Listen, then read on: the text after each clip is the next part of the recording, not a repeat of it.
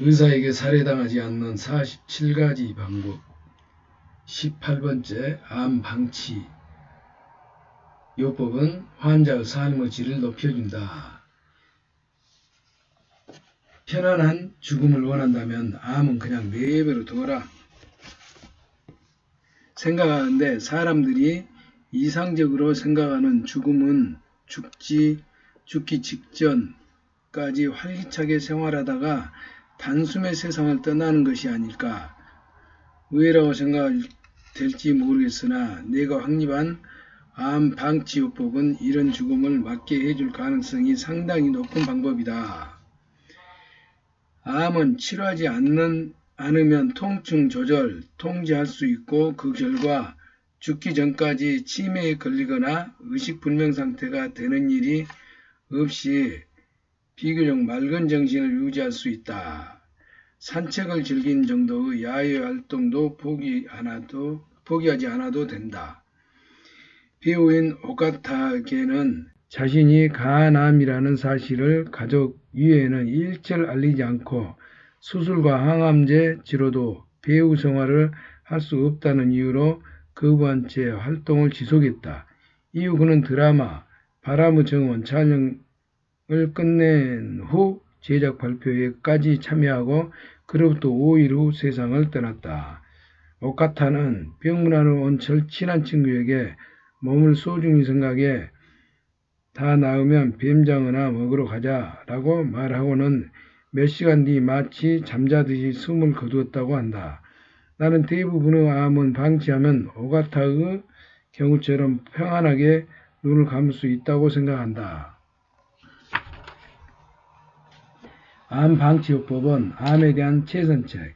나는 지난 30년 동안 어떻게 해야 암 환자가 그냥 가장 고통스럽지 않고 오래 살 수 있을 것인가 라는 관점에서 이치에 합당하면서도 환자에게 무리가 되지 않는 진찰 방침을 생각해왔다. 그리고 마침내 암 방치요법을 이라는 결론에 도달했다. 유사암이라면 전이를 걱정할 필요가 없고 진짜 암이라면 치료를 하든지 안 하든지 사망률이 남은 수명에 차이가 없다.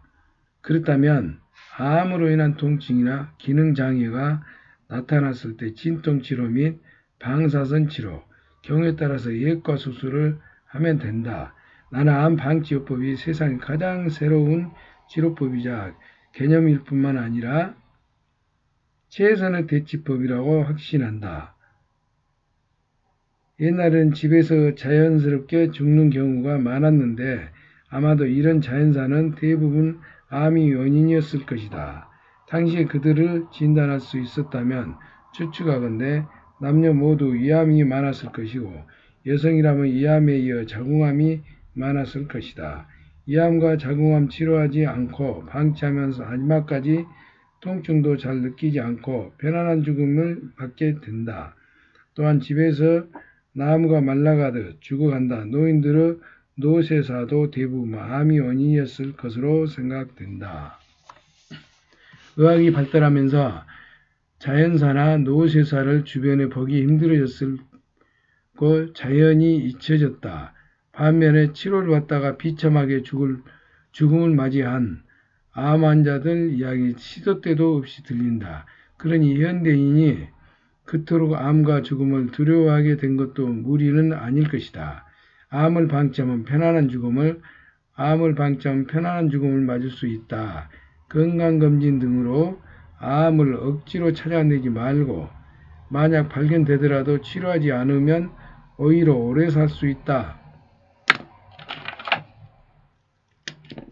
암을 방치하면 편안한 죽음을 맞을 수 있다. 건강검진 등으로 암을 억지로 찾아내지 말고 만약 발견되더라도 치료하지 않으면 오히려 더 오래 살 수 있다.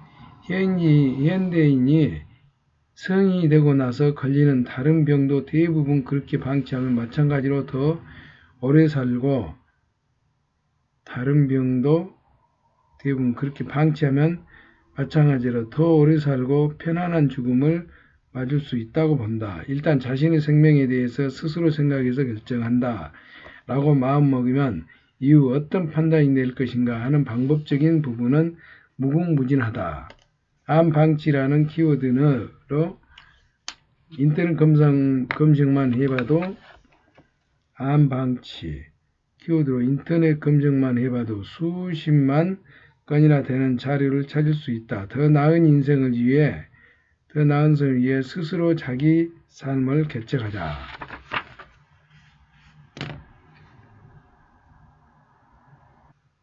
19번째, 편안하게 죽는다는 것은 자연스럽게 죽는 것이다. 평온사를 원한다면 재택의료도 방법이다. 암 말기라도 집에서 편안히 눈을 감을 수 있다는 사실이 조금씩 알려지면서 집에서 죽고 싶다는 환자나 집에서 마지막을 보내게 해주고 싶다는 가족이 늘고 있다. 어느 80대 암 환자의 경우 머리와 목에 암이 생겨서 방사선 치료를 했지만 얼마 후 재발이 되어 더 이상 치료하지 않는 편이 좋습니다. 라는 조언과 함께 집으로 보내졌다. 집에서는 가까운 곳의 계부가 왕진을 와서 상태를 지켜봐 주었다. 이후 가족들이 전하기로는 그가 죽기 1시간 전까지 의식이 뚜렷했으며 마치 잠을 자듯이 편안히 숨을 거두었다고 한다. 이처럼 암으로 인한 사망은 죽기 직전까지 정신이 맑은 경우가 많다.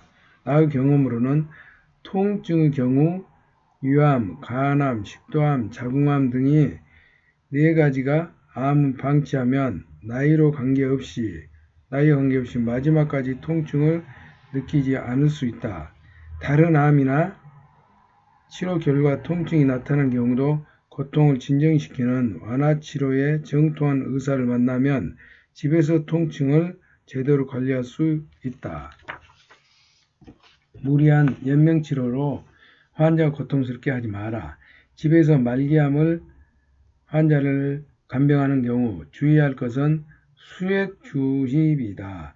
주사 바늘을 매일 교환하는 것은 환자 입장에서는 아프고 의사도 번거롭기 때문에 대부분의 환자는 신체 어느 부분에 정맥에 관을 꽂아 하루 종일 내 수액을 주입하게 된다. 하지만 그렇게 하면 주입량이 많아지기 때문에 환자의 몸이 수분으로 붓게 된다. 그 수분이 폐에 다다르면 폐에 물이 차서 수영장에 빠졌을 때처럼 호흡이 힘들어지고 기침이나 가래도 나와 환자가 고통스러워한다. 가족 입장에서는 어떻게든 영양을 공급해주고 싶고 뭐라도 해야 할 것 같은 마음에 수액 주입을 하는 경우가 많지만 그것은 환자의 익사시키는 것과 다를 바 없다.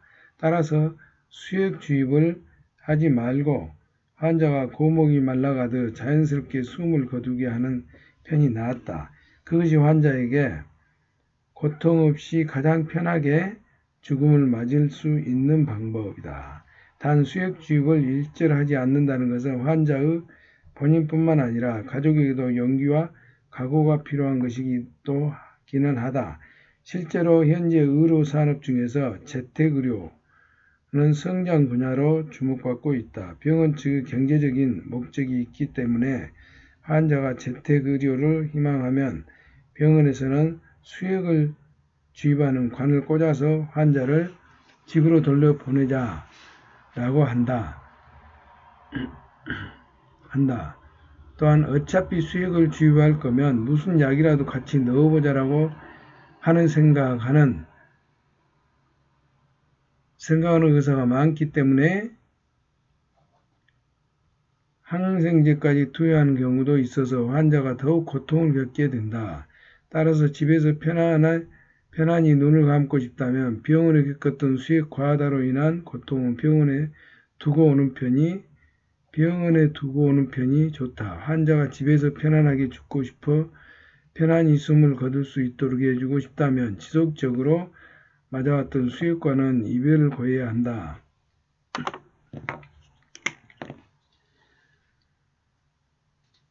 집에서 편안히 눈을 감고 싶다면 병원에서 겪었던 수액을 과다로 인한 고통을 병원에 두고 오는 편이 좋다. 환자가 집에서 편안하게 죽고 쉽고 편안히 숨을 거둘 수 있도록 해주고 싶다면 지속적으로 맞아왔던 수액과는 이별을 고해야 한다.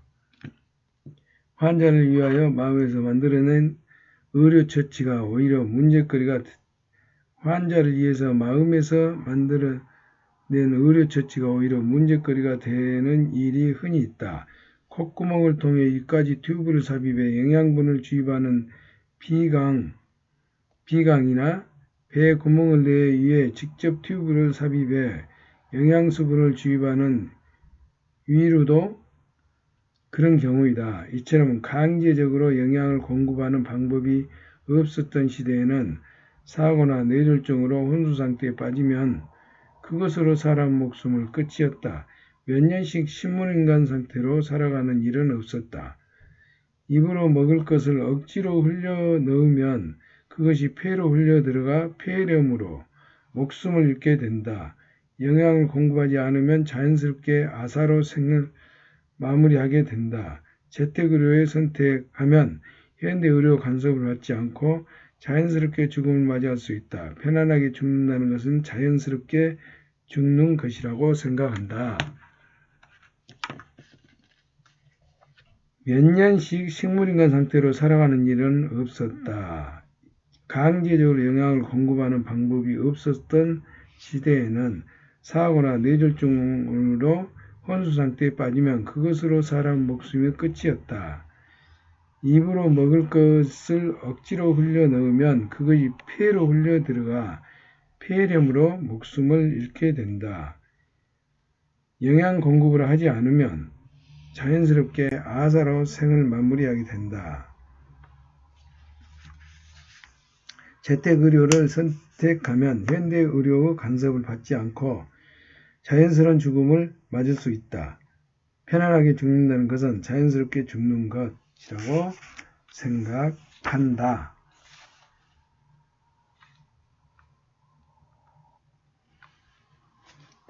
의사에게 살해당하지 않는 47가지 방법.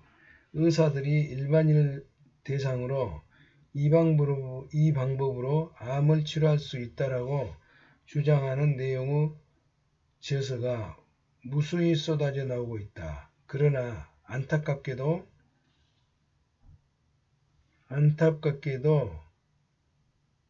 전이암이 사라졌다거나 말기암의 증상이 나타나 죽음의 문턱까지 갔다가 다시 살아온 사람은 내가 진찰한 수백 명의 환자 중 세계의 여러 논문을 봐도 수백 명의 환자 중에는 한 사람도 없다. 진짜 암은 발생하면 즉시 여기저기 장기로 전이해 전국에는 반드시 숙주의 생명을 앗아간다. 암 검진과 수술 함부로 받지 마라. 20번째, 암 검진은 안 받는 편이 낫다. 암 검진이 긁어부스럼이 되는 5가지 이유. 긁어부스럼이란 쓸데없는 짓을 해서 도리어 화를 당한다는 의미이다. 암 검진이 바로 이 긁어부스럼의 대표적인 예라고 할 수 있는데 최첨단 의료기기로 꼼꼼하고 정밀하게 검사를 하면 할수록 사망자가 늘어나기 때문이다. 암 검진이 긁어부스럼이 되는 이유를 살펴보면 다음과 같다. 암의 정의 및 범위가 지나치게 넓다. 암 검진은 하면 할수록 암이 발견되는 사람이 늘어난다.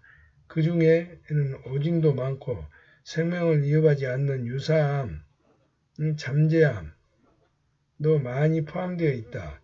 일본과 서양은 암의 정의가 달라서 일본은 상피 내에 그냥 머물러 있어도 암의 성격을 가진 세포가 증식하고 있으면 암이라고 진단한다. 반면 서양에는 침륜이 일어나지 않으면 암이 아니라고 본다. 따라서 서양에서 암으로 간주되지 않는 병변의 80~90%가 일본에서는 암이 되어버린다.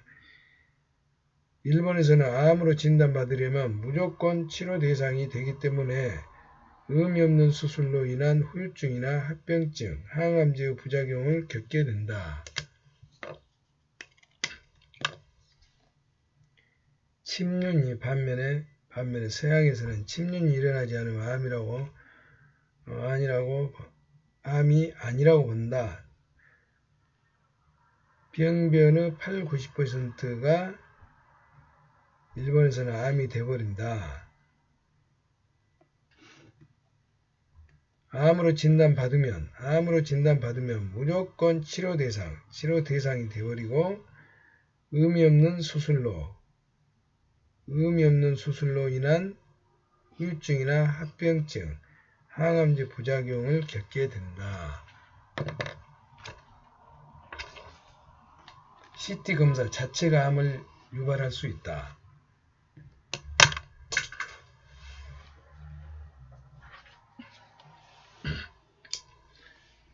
CT 컴퓨터 단층 촬영이나 PET 양전자 단층 촬영 등에 의한 암 검진은 방사성 피폭설량이 많아서 단 한 차례의 검진으로도 발암 사망의 원인이 될 수 있다. 즉 검사 자체가 발암을 촉진할 수 있다.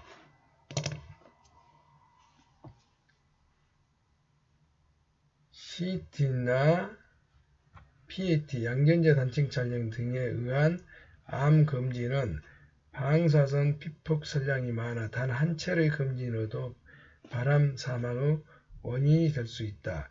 검사 자체가 발암을 촉진할 수 있다. 진짜 암이라면 이미 전이된 상태이다.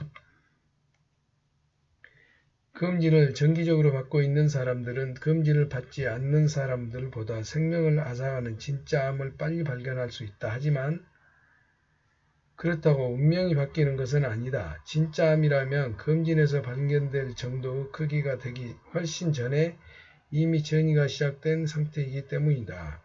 반면에 검진을 받지 않는 사람들은 암 검진에 발견된 암을 그냥 방치해 두게 된다. 그러나 사망자 수는 검진을 받고 있는 그룹과 다르지 않다. CT 등을 이용해 더욱 정밀한 검사를 하면 렌트겐 촬영보다 훨씬 조기 원발병소, 암이 처음으로 생겨난 부위를 발견할 수 있지만 결과는 마찬가지. 발견된 암이 적을수록 유사암일 확률이 높으며 진짜 암은 발생된 즉시 전이가 일어나기 때문이다. PET 검사는 피폭량이 많다. PET 검사는 CT 등의 검사로 발견하지 못하는 암 병소를 찾아내는 경우가 자주 있다. 하지만 그 병소는 이미 전이가 일어나고 있는 진짜 암이거나 유사암이므로 일찌감치 발견해도 수명은 늘어나지 않는다. 또한 PET 방사성 동이온소를 사용하므로 피폭 설량이 많아 한 차례의 검사도 발암 원인이 될 수 있다. 앞에서 설명했듯이 일본 방사선 검진에 의한 피폭 발생은 암이 압도적으로 많다. 정밀한 검사를 할수록 유사암을 발견하게 된다. 최근에는 영상의학에서 근무하는 의사들도 중도의 집단검진을 효과적이지 않고 숙련된 전문가에 의한 개별검진이 효과적이라고 생각하는 사람이 많아졌다. 암검진은 보통 집단검진과 개별검진으로 나뉘는데 한국의 경우 40세 이상을 대상으로 실시하는 주민검진과 직장에서 실시하는 암검진이 집단검진에 해당한다. 하지만 개별검진으로 훨씬 작은 암이 발견되면 유사암임에도 무의미한 치료를 할 가능성이 지금보다 높아진다. 결국 정밀한 검사를 할수록 유사암 환자를 더 많이 만들어내므로 개별검진도 집단검진 이상으로 해롭다. 정밀 검사를 하면 할수록 유사암 환자를 더 많이 만들어내므로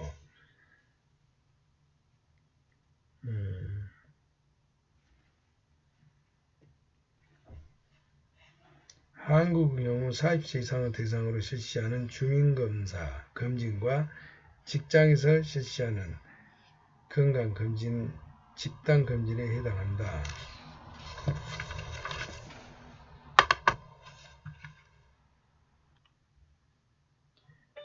유방암, 자궁경부암은 절제 수술하지 마라. 유방 촬영술로 발견된 암은 대부분 유사암이다. 당신을 위해 소중한 사람을 위해 암검진을 받으세요. 유방암은 치료되는 암입니다. 그러기 위해서는 조기 발견과 조기 치료가 필요합니다. 예방접종을 받으면 자궁경부암 70% 예방할 수 있습니다. 나머지 30%는 검진으로 조기 발견하세요. 요즘에는 이처럼 여성들에게 전혀 도움이 되지 않는 검진이나 예방접종을 권장하는 광고가 넘쳐나고 있다. 그 중에서도 눈에 띄는 것이 바로 1990년대부터 전 세계로 확산되고 있는 핑크 리본 운동이다. 이 운동은 미국의 한 여성 잡지사와 화장품 회사가 유방암에 대한 경각심을 높여 여성들의 유방암으로 인해 고통과 희생을 줄여보자는 목적으로 시작된 계몽운동이다. 일본에서는 10월을 유방암의 달로 정하고 있는데 10월 1일 핑크리본의 날에는 일본 각지에서 대규모 행사를 열고 도쿄 청사도, 도쿄타워, 레인보우 브릿지, 나고야성, 아카시 해협 대교 등 전국의 여러 명소를 핑크빛으로 장식하며 핑크리본 운동 홍보에 아주 적극적이다. 핑크리본 운동을 추진하는 곳은 정부, 지방자치단체, 의료, 제약, 업계뿐만 아니라 협창기업, 은행, 화장품회사, 속옷회사, 생명보험회사 등 일본 내에서 손꼽히는 대기업들이다. 그러나 이 거창한 계몽운동을 비웃기라도 하듯 최근 10년 동안 유방암 발병률은 급증하고 있다. 유방 촬영술, 렌트겐 촬영에 의한 유방암 검사의 대규모 제비뽑기 실험에서도 역시 검진과 사망률은 전혀 관계가 없었다. 또한 5만 명을 대상으로 실시한 캐나다의 한 연구조사에서는 오히려 총 사망률 검진 그룹이 좀 더 많다라는 결과가 나왔다. 나는 여성의 유관 내에 머물러 있는 암이 축소되거나 소실된 경우를 많이 봐왔다. 나의 진료 경험으로 도달한 결론은 흔히 유관 상피내암으로 진단받은 병변은 암이 아니라 여성 호르몬에 대한 반응이 어떤 사람에게 강하게 나타난 유선증이라는 것이다. 유방 촬영술을 통해서만 발견할 수 있는 암은 99% 이상이 유사암이다. 그러나 이런 경우라면 대부분의 병원에서는 수술로 유방을 절제할 확률이 높다. 수술을 받더라도 수명이 늘어나거나 치료를 받지 않는다고 해도 수명이 줄어드는 것은 아니므로 나는 환자들에게 언제나 유방암 검진 결과는 전부 잊어버리세요 라고 말한다. 그러나 이 같은 나의 제안은 의학계에서 좀처럼 확산되지 않을 것이다. 그로 인해 곤란해지는 사람들이 아주 많을 것이기 때문이다. 유관 내에 머물러 있는 암은 양성으로 일종의 유선증이다 라는 제안을 받아들인다면 암검진 자체가 뿌리째 흔들리고 방사선 검진을 포함해 유방 촬영술 업계 전체가 손해를 보게 된다. 암보험 관련 보험회사나 치료를 위해 수술을 하는 예과 의사들도 곤란해지기 마찬가지다. 유방이 절제된 환자의 유방 재건술을 하는 성형외과 의사들도 손해를 본다. 또한 유관 상피내암을 나의 제안과 같이 양성으로 구분해 버리면 병리진단 체계의 일관성도 무너져 여러 가지 의료 문제가 연쇄적으로 발생할 것이다. 이런 점들 때문에 현재 많은 의료 전문가들이 나의 제안을 강경하게 반대하고 있는 것이다. 따라서 양성임에도 유방은 절제되는 위험을 피하려면 자발적으로 유방촬영술 검사를 멀리하는 수밖에 없다. 자발적으로 유방촬영술을 멀리하는 수밖에 없다. 그러나 이 같은 나의 제안은 의학계에서 점처럼 확산되지 않을 것이다. 그로 인해 곤란해진 사람들이 아주 많기 때문이다. 유관 내에 머물러 있는 암은 양성으로 일종의 유선증이다. 제안을 받아들인다면 암검진 자체가 뿌리째 흔들리고 방사선 검진을 포함해 유방촬영술 업계 전체가 손해를 보게 된다. 암보험 회사, 치료를 위해 수술하는 외과 의사들, 곤란이긴 마찬가지다. 유방절제된 환자, 유방지혈건술, 성형외과들,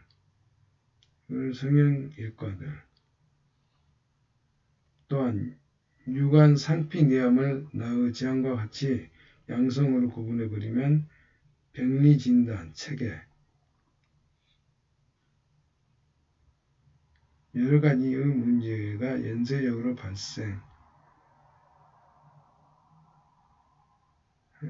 된다. 자궁경부암 예방접종은 무의미하다.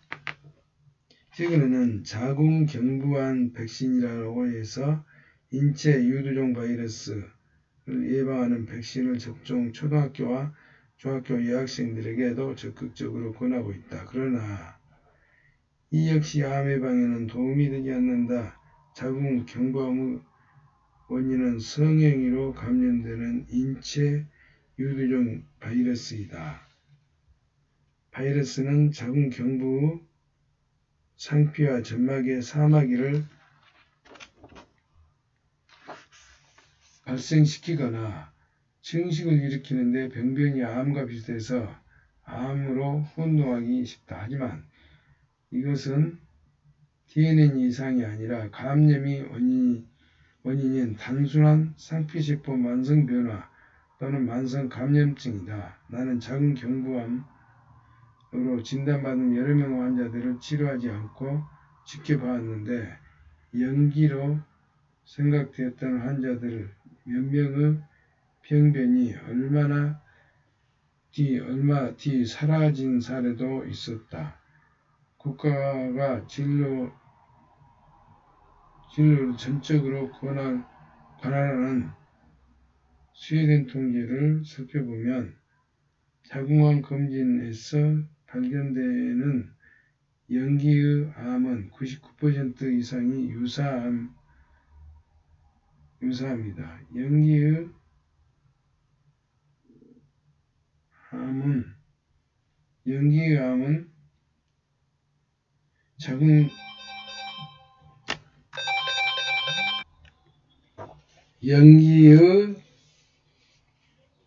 자궁경부암은 거의 100% 바이러스 감염에 되어 있는데 백신 접종이 진짜 자궁경부암을 예방했다는 증거는 아직까지 하나도 보지 못했다.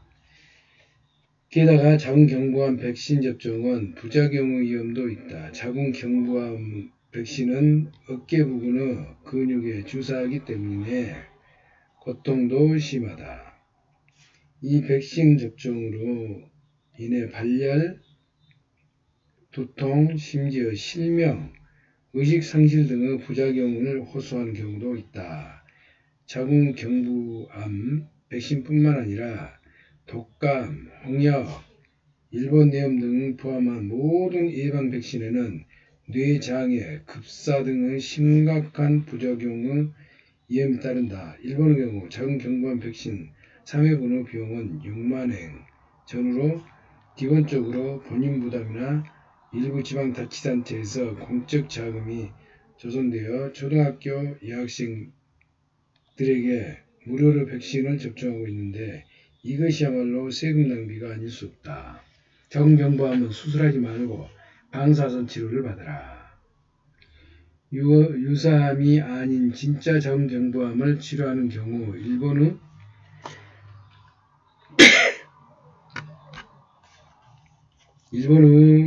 관행은 1, 2기는 수술, 3, 4기는 방사선 치료를 한다. 그러나 서양에서는 1, 4기 전부 방사선 치료 대상이다. 치료 성적을 살펴보면 자궁경부암 1기와 2A기에는 수술과 방사선 치료를 생존율이 같고 2B기에는 방사선 치료 쪽이 훨씬 뛰어나다고 생각된다. 자궁경부암 수술을 골반 속에 있는 림프절까지 광범위하게 절제해 주변의 방광이나 직장을 지배하는 신경까지 끊어버리게 된다.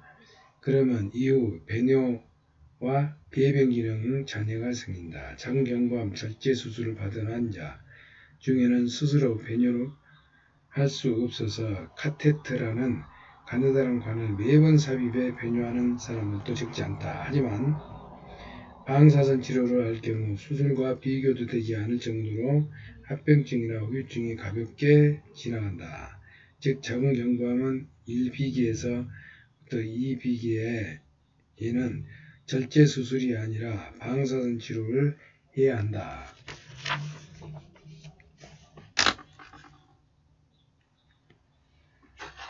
이 절제 수술보다 후유증이 더 무섭다. 이 절제 후 후유증에 시달리는 사람들 2010년 이암으로 사망한 일본인 남녀 합쳐 5만 명이 넘는다.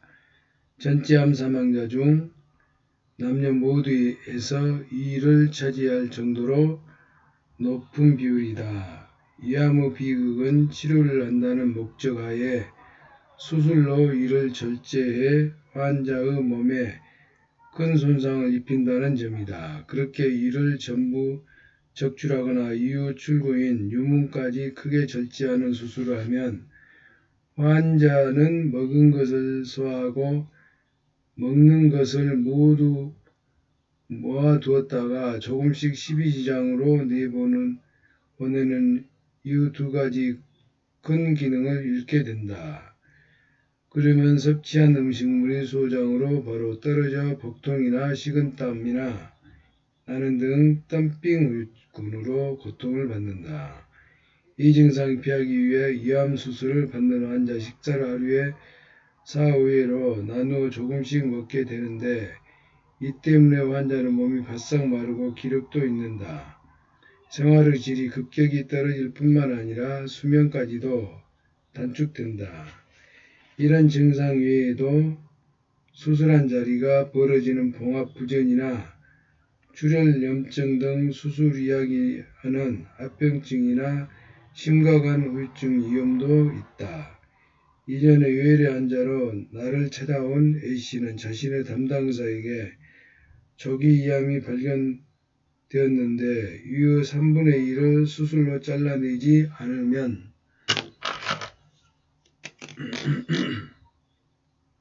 조기 이암이 발견되었는데 이후 3분의 1을 수술로 잘라내지 않으면 수술한 자리가 벌어지는 봉합부전이나 출혈염증 등 수술 이야기하는 합병증이나 심각한 우울증의 위험도 있다. 이전에 외래 환자로 나를 찾아온 자신의 담당 의사에게 2년에서 5년 정도로 고통을 겪게 된다. 말을 들었다고 한다. 다른 의견을 기대하면서 찾아간 또 다른 요거 있으면 요리 내놔 밖으로. 왜? 왜 이거를 저기다 놔두고 자기 혼자 먹어? 이 절제 수술보다 후유증이 더 무섭다. 이 절제 후 후유증에 시달리는 사람들 2010년 이암으로 사망한 일본인 남녀 합쳐 5만 명이 넘는다. 전체 암 사망자 중 남녀 모두에서 2위를 차지할 정도로 높은 비율이다. 위암의 비극은 치료를 한다는 목적하에 수술로 이를 절제해 환자의 몸에 큰 손상을 입힌다는 점이다. 그렇게 이를 전부 적출하거나 이후 출구인 유문까지 크게 절제하는 수술을 하면 환자는 먹은 것을 소화하고 먹는 것을 모두 모아두었다가 조금씩 십이지장으로 내보내는 이 두 가지 큰 기능을 잃게 된다. 그러면 섭취한 음식물이 소장으로 바로 떨어져 복통이나 식은땀이나 나는 등 땀빙군으로 고통을 받는다. 이 증상을 피하기 위해 위암 수술을 받는 환자 식사를 하루에 4-5회로 나누어 조금씩 먹게 되는데 이 때문에 환자는 몸이 바싹 마르고 기력도 잃는다. 생활의 질이 급격히 떨어질 뿐만 아니라 수명까지도 단축된다. 이런 증상 외에도 수술한 자리가 벌어지는 봉합부전이나 출혈염증 등 수술 이야기하는 합병증이나 심각한 후유증 위험도 있다. 이전에 외래 환자로 나를 찾아온 A씨는 자신의 담당 의사에게 조기 위암이 발견되었는데 이의 3분의 1을 수술로 잘라내지 않으면 조기 위암이 발견되었는데 이후 3분의 1을 수술로 잘라내지 않으면 수술한 자리가 벌어지는 봉합부전이나 출혈염증 등 수술 이야기하는 합병증이나 심각한 우울증의 위험도 있다. 이전에 외래 환자로 나를 찾아온 자신의 담당 의사에게 2년에서 5년 정도로 고통을 겪게 된다. 라는 말을 들었다고 한다. 다른 의견을 기대하며 찾아간 또 다른 병원에서도 똑같은 말을 들었다. 그는 나와 상담을 한 뒤 위의 잘라내지 않겠다는 결심을 했는데 그로부터 1년 후에 받은 검사에서 암이 흔적도 없이 사라졌다. 검사를 한 때로부터 5년도 더 지난 지금 그는 여전히 건강한 상태를 유지하고 있다. 나는 위암의 경우 수술로 이를 전부 적출하거나 광범위하게 절제하는 것 자체가 잘못되었다고 생각한다. 다른 장기로 전이한 진짜 암이라면 위를 전부 적출해도 낫지 않는다. 힘들고 아프고 불편한 데다가 결국 몸까지 축난다. 손해본 일뿐이다. 다른 장기로 전이하지 않는 유사암이라면 A씨처럼 치료하지 않고 상태를 지켜보는 것만으로도 충분한 경우가 많다. 이런 경우는 내시경 치료 등 최소한의 가벼운 수술로 끝날 가능성도 크기 때문이다.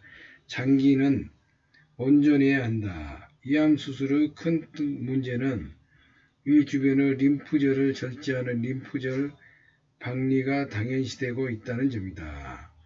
위 주변에 많은 림프절이 있는데 위까지 가까운 순서대로 1군, 2군, 3군 림프절로 분류한다.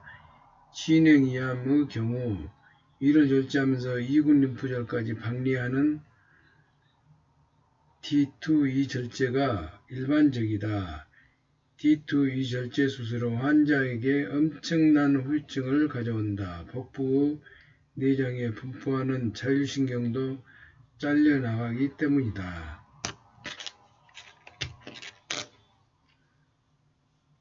환자에게 엄청난 가져온다. 복부 내장에 분포하는 자율신경도 잘려나가기 때문이다.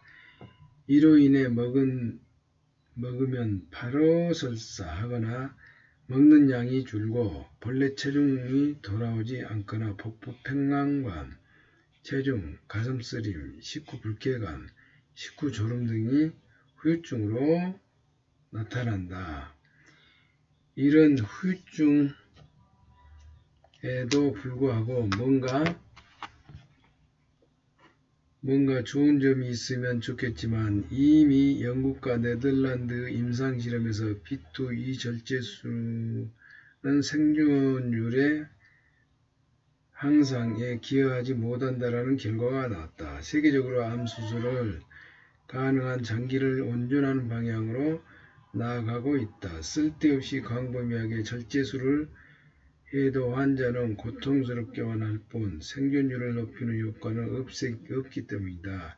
에이스의 사례처럼 치료하지 않고 상태를 지켜보는 것이야말로 최고 장기 온전요법이라고 온전요법이라고 할 만하다.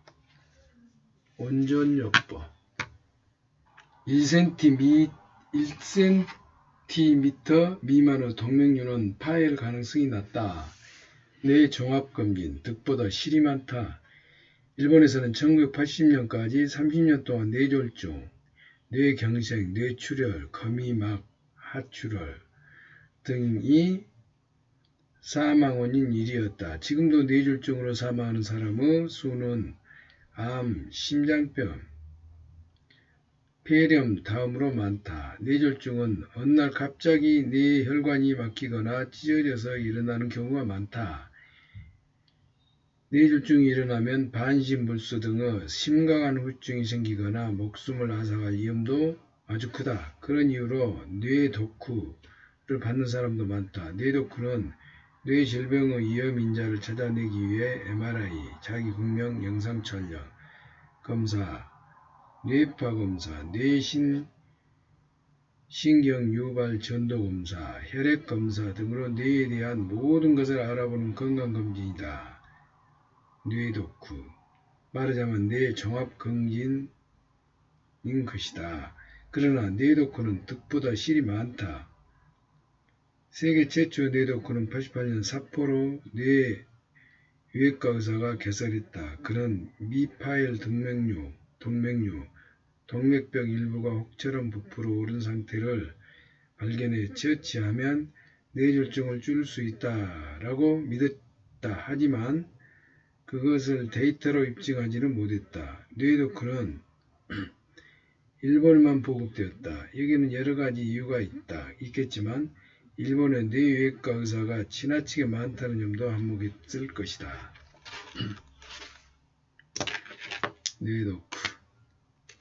뇌도쿠는 득보다 실이 많다. 뇌도쿠를 받는 사람도 많다. 뇌도쿠는 뇌질병 위험인자를 찾아내기 위해 MRI 자기공명 촬영 검사, 뇌파검사, 뇌신경유 발전도 검사, 혈액검사 등으로 뇌에 대한 모든 것을 알아보는 건강검진, 뇌종합검진인 것이다.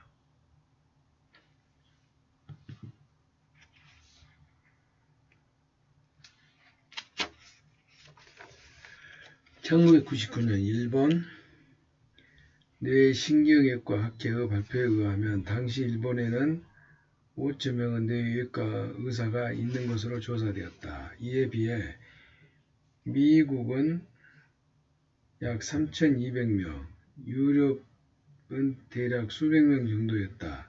즉 인구 대비 뇌외과 의사가 수가 일본이 월등하게 많은데 뇌도쿠는 그들을 위해 실업대책이기도 한 것이다. 이와 관련해 신문에 한 가지 일화가 소개된 적이 있다. 65세의 여성이 뇌도쿠를 받고 의사로부터 다음과 같은 이야기를 들었다고 한다.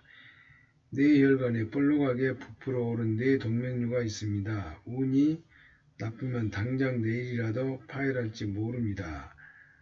수술로 이것을 예방할 수 있습니다. 파열의 위험보다 수술의 위험이 훨씬 낮아요. 수술 받으시겠습니까? 수술을 선택한 그 여성은 수술 후 오른쪽 반신이 마비되고 언어 장애가 왔으며 2년이 되도록 혼자 힘으로는 일어나지 못하고 있는 상황이라고 했다. 수술을 집도한 의사는 수술은 하지 않았어야 했다. 파열 가능성은 1~2%밖에 되지 않았다라고 말했다고 한다.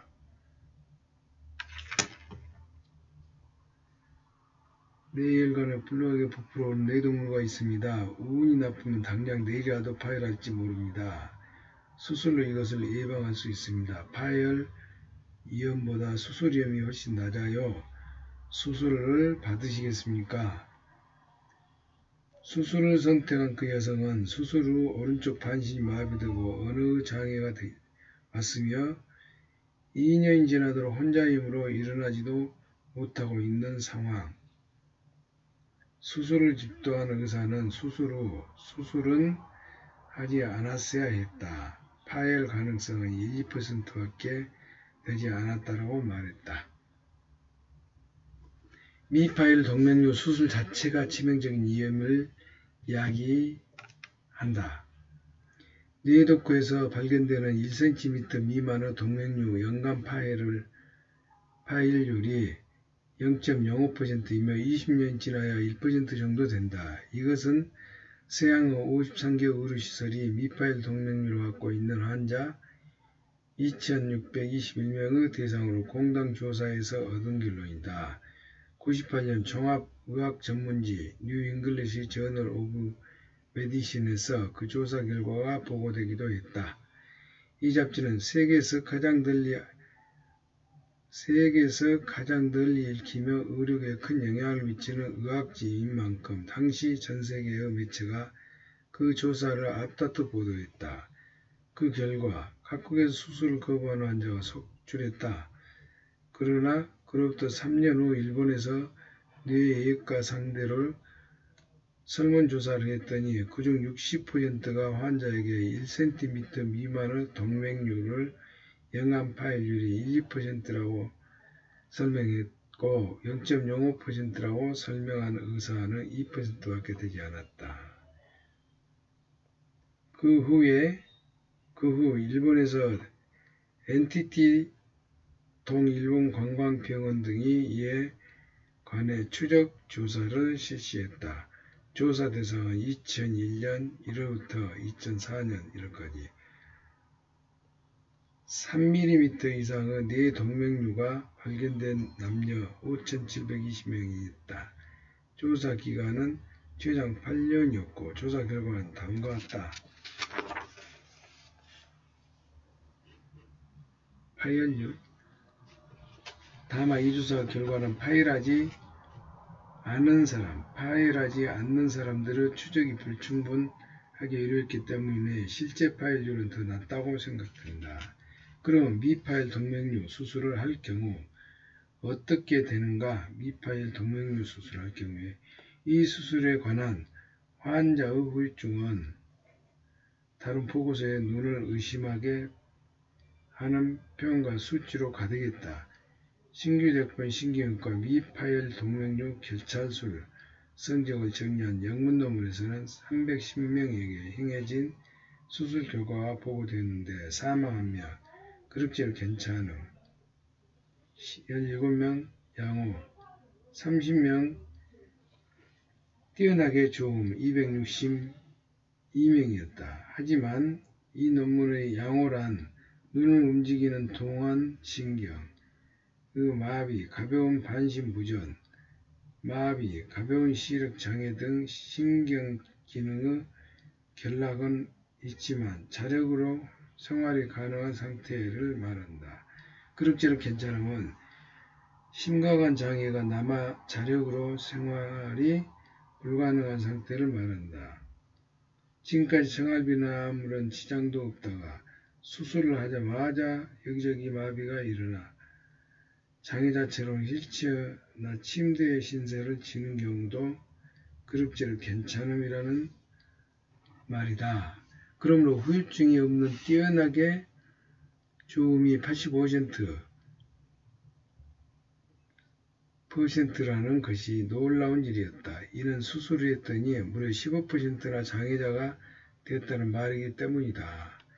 이 같은 수치를 보고 어느 누가 미파열 동맥류 수술을 받고 싶어 할까? 뇌도코 결과 미파열 동맥류가 있다라는 말을 들으면 누구라도 걱정이 되고 수술을 받고 싶다고 생각한 사람도 많을 것이다. 그러나 미파열 동맥류 수술을 러시안 룰렛처럼 그 자체로도 위험하다. 그렇다면 자각 증상도 없는데 뇌독구를 받는 이유가 없다. 파열한 동맥류를 발생하고 42주 이내 파열한다. 라는 설도 있듯이 파열할 운명의 저지 가능성은 사실상 없는 것과 마찬가지이다.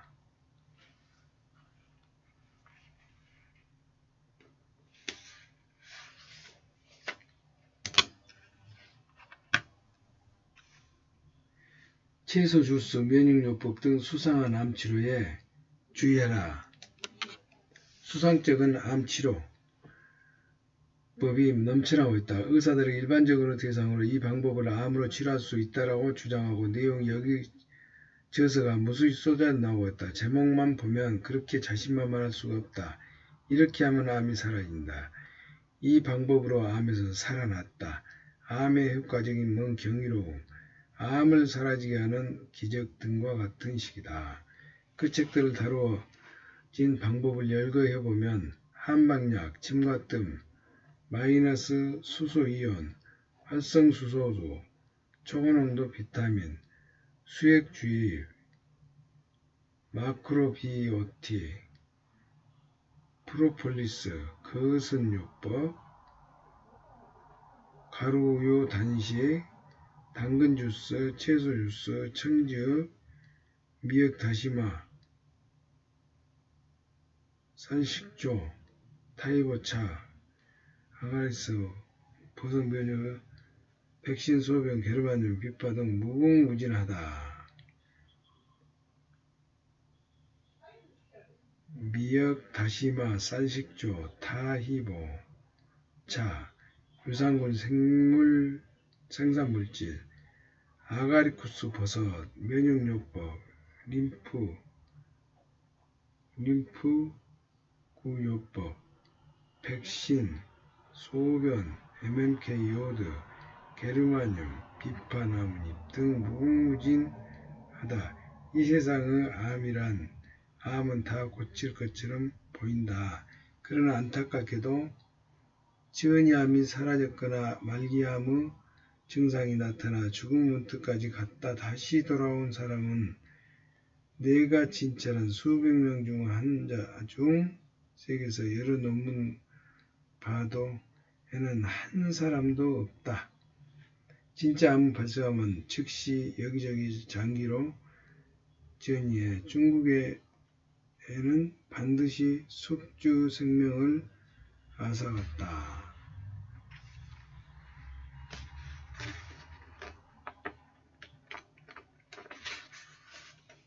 그런데도 암을 고칠 수 있다는 의사들의 주장은 진실한 것일까? 이를 알아보기 위해 나는 여러 가지 논문과 자료를 읽고 검증해 보았고 그 결과 다음과 같은 사실을 알게 됐다. 의사들이 이와 같은 요법이 유효하다고 주장하는 근거는 주로 환자의 암이 사라졌다, 축소되었다, 더 이상 커지지 않는다, 선고받은 남은 수명보다 오래 살았다 등의 체험담이 있었던 것이다.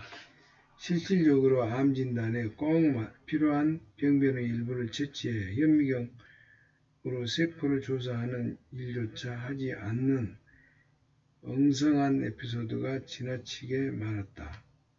예컨대 폐의 음령 전의 암으로 진단하고 자신의 요법을 권한 뒤 암이 살았다고 주장하는 식의 속임수가 얼마든지 가능한 것이다. 왜 수상한 암치료법이 효과가 있는 것처럼 생각될까? 그렇다면 수상적인 치료법들이 어째서 효력이 있는 것처럼 생각이 될까? 첫 번째는 현미경으로 검사해도 암의 오차율이 매우 높고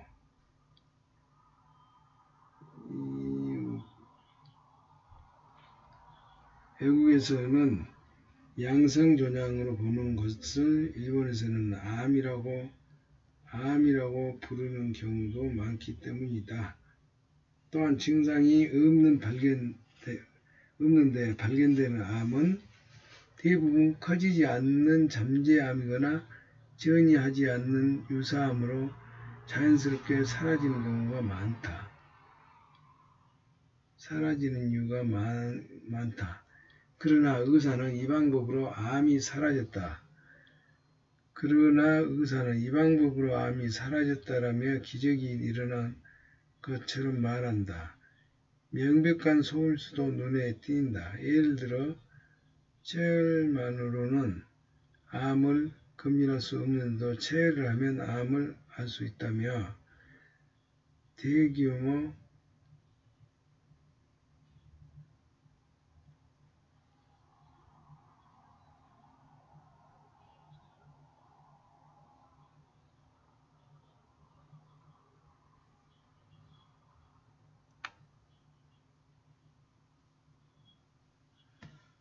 체열을 하면 암을 알 수 있다며 대규모 체열 부대를 조직에 거리로 내보내는 일반인으로부터 큰 돈을 뜯어내고 있다. 그러나 의사는 이 방법으로 암이 사라졌다라며 기적이 늘어난 것지만 명백한 속임수도 눈에 띈다. 예를 들어서 체열만을 검진할 수 있는데 체열을 하면 암을 알 수 있다며 대규모 체열 부대를 조직에 보내서 일반인으로부터 큰 돈을 뜯어내고 있다. 두 번째의 방사선이나 항암제가 사용 경우가 많아서 어떤 것이 효력을 나타낼지 알 수 없기 때문이다. 또한 환자의 체험담에는 이 방법으로 상태가 개선되었으나 효과가 있다라는 말이 자주 등장하는데 이 경우는 플라시보 유약 효과가 의심이 된다. 밀가루 등으로 만든 유약이라도 의사가 자신있게 효과가 있다라고 말하면 두통이나 불면을 호소하는 환자가 약 30% 효과가 있다고 느낀다. 이런 결과는 다른 실험에도 마찬가지다. 더욱이 의사가 책까지 써서 이것으로 암을 고칠 수 있다라고 단언하니 플래시보 효과도 상당할 것이다. 세 번째, 상태가 개선되는 것은 그때까지의 치료법을 그만둔 덕분일지도 모르기 때문이다. 예를 들어 마루야마 백신은 암치료 효과가 있다고 이렇게 받았어요.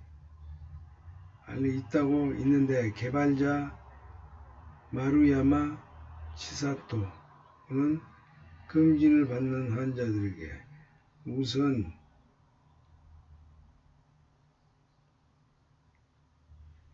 치료를 즉시 그만두라고 지도했다고 한다. 환자들은 대부분 부작용이 강한 항암제를 계속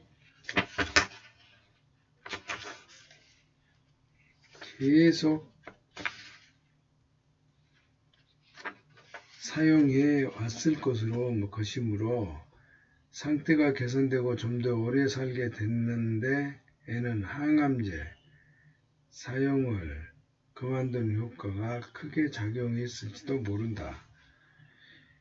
효과를 보았다는 환자의 체험담 중에 의사는 반년밖에 살지 못한다고 했지만 몇 년이고 살고 있으니 효과가 있다 라는 이야기가 자주 등장한다. 하지만 나는 시한부 반년 선고를 받은 인생 진행암을 방치해서 3년, 5년, 길게는 10년 이렇게 하는 경우들이 있어요. 10년이나 사는 환자도 여러 명이 있다고 알고 있다. 면역요법은 암 치료에 효과가 있을까? 암을 치료한다는 방법들은 하나같이 연명효과조차 증명되지 않았음에도 비용은 상당하다. 특히 프로폴리스, 성황버섯 배양, 개차 등은 의사 말대로 복용할 경우 다 있어.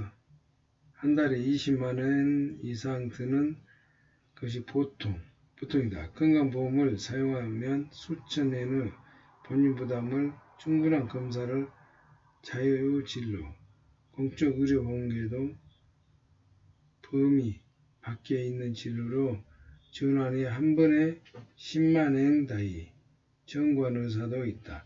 그런가 하면 어느 공립대학 교수가 신선전한 요법은 1차로 단위에 2천만 엔으로 내가 들어선 비용 중에 최고금액 수준이었다. 큰돈을 지불하고 명을 단축한 환자들의 사례도 많다. 혈액암은 고형암과 달리 항암제가 잘 듣는데도 자연치유력을 높이는 요법에 집중해 세상을 떠난 환자가 있다. 어떤 환자는 내게 비밀로 하고 양나무 달인 물을 계속 마시다가 갑자기 온몸에 피부가 벗겨져 고속에서 숨을 거두었다. 한방약은 흔히 암에 효과가 있다고들 하지만 한방의 제조회사 스무라순 전당의 양리연구소장이 있었던 호소탄리 애기치는 20년 전에 쓴 저서 한방과학에서 암을 치료하는 한방약은 없다라고 선언했다. 지금도 이 설은 바뀌지 않고 있다. 또한 뒤에서 자세히 설명하겠지만 면역이라는 이름이 붙은 암요법에는 근본적인 모순이 있다. 흔히 인간의 몸속에서 하루에 약 5천 개의 암세포가 생기지만 면역세포가 그것들을 없애준다. 고 한다. 물론 독감 바이러스처럼 외부에서 침입한 이물질의 경우 면역세포가 이를 붙잡아 제거한다. 그러나 암세포는 몸속의 정상세포가 변이를 일으킨다는 것이다. 몸속의 단백질을 사용해서 성장한 자기 자신이므로 면역세포는 이를 이물질로 언제까지 이물질을 인식하지 못한다. 면역요법 자체가 모순이라는 말이다.